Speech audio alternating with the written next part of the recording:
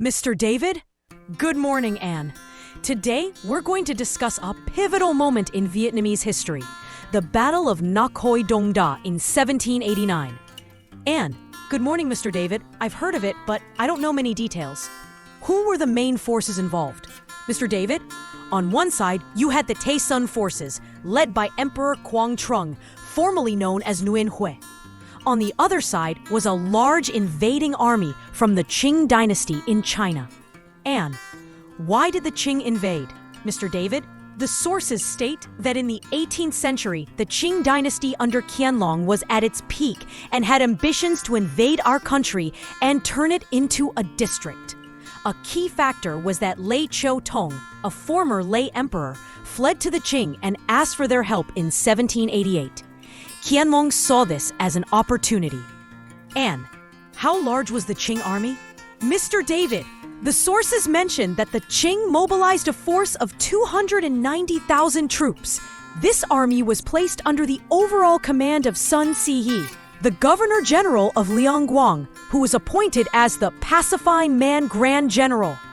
Anne, that sounds like a massive army. How did the Tay Son initially react? Mr. David, facing this large force, the Tay Son generals in Thang Long, led by Dai Tu Man Go Von Sir, held a military meeting.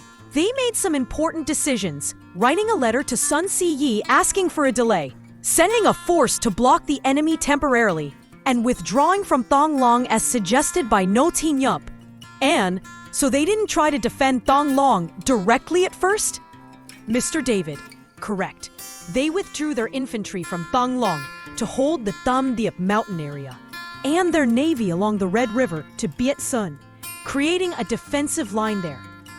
They also sent a messenger, Do Doc Tuet, south to Phu Xuan to urgently inform Bac Binh Vung Nguyen Huê about the situation. How did Nguyen Huê respond when he heard the news? Mr. David, despite some people being fearful, Nguyen Huê remained calm and told his soldiers, "What is the king? They came here only to walk into a trap. Why be so frantic?" He immediately paused his plans regarding Nguyen Anh in the south and turned his focus to the north to face the Qing occupation of Thang Long. And this is when he became Emperor Quang Trung? Mr. David, yes, to mobilize forces under a just cause, he decided to ascend the throne, taking the reign title Quang Trung.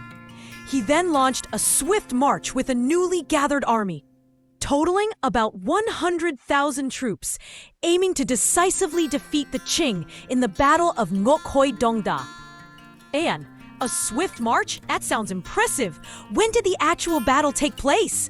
Mr. David, remarkably, the main offensive was planned for the days right around the Tet holiday.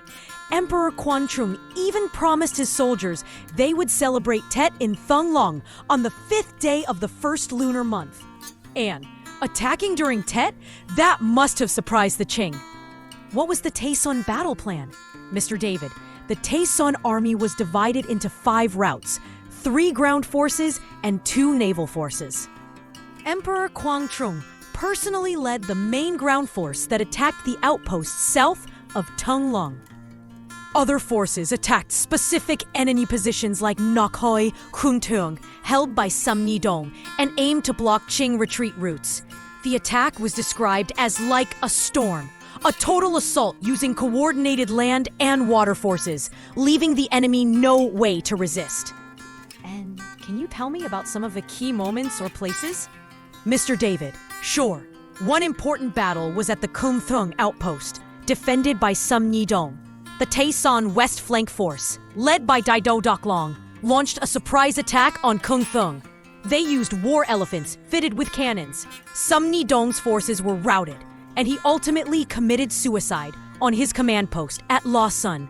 His troops were annihilated, their bodies forming 12 mounds, which became known as Ga Dong Da. And what about the attack on Ngoc Hoi? Mr. David, Ngoc Hoi was considered the strongest Qing stronghold, with a large number of troops and powerful firepower. The Tay Son attacked Ngoc Hoi, initially using over 100 war elephants with cannons. When the Qing firepower proved too strong and the Tay Son temporarily withdrew, Emperor Quang Trung changed tactics. He ordered soldiers to make shields tightly woven with straw and mud and formed a suicide squad to lead the charge. And shields made of straw and mud? Why? Mr. David, the sources explained that these shields were used to block the Qing cannons. Behind these shields, Tay-Sun warriors with short swords pressed the attack on Nok Hoi. As they got close to the fortress walls, the enemy's firepower became ineffective. The Tay-Sun poured into the fort, and Nok Hoi fell. And what happened to the Qing army? Mr. David, the Qing troops broke and fled from Nok Hoi. But Emperor Quang had anticipated this and positioned troops, including elephant forces, to intercept them along the escape routes. Many were wiped out. Key Qing generals like He Taihan, Zheng Jiulong, Teng Sui-Teng, and Li Hualong were killed. Sun Si and Tong Long panicked upon hearing about the defeat at Kungtung and the siege of Nok Hoi. He fled Tong Long on horseback. Lei Chiu-Tong also fled with Sun Si's retreating forces. Sun Si ordered the pontoon bridge over the Red River destroyed to prevent pursuit, leaving many of his own troops trapped on the south bank, where they were pursued, killed, or captured by the Tay-Sun. And so the entire Qing army was defeated? Mr. David, yes, the sources state that the entire 290,000 Qing army was routed. This happened in just 5 days of campaigning. Emperor Quang and his generals then entered Thang-Long, liberating the capital. And that's incredible! What is the significance of this battle? Mr. David, the victory of Suen Qidao in 1789 completely crushed the Qing invasion plan, liberated Thang-Long, and firmly defended national independence and sovereignty. The Battle of Nok Hoi Dongda demonstrated Emperor Quang-Trung's brilliant military command and strategy. His tactics described as swift, daring, surprising, powerful like a dragon, strong like a tiger, decisive like an eagle, and his coordinated use of all forces are highlights of his military genius. This victory solidified Emperor Quang-Trung's place as a national hero and an outstanding military strategist. And thank you, Mr. David. That was very clear and detailed. It really shows how important this battle was. Mr. David, you're welcome, Anne. It's a remarkable example of courage and military skill in Vietnamese history.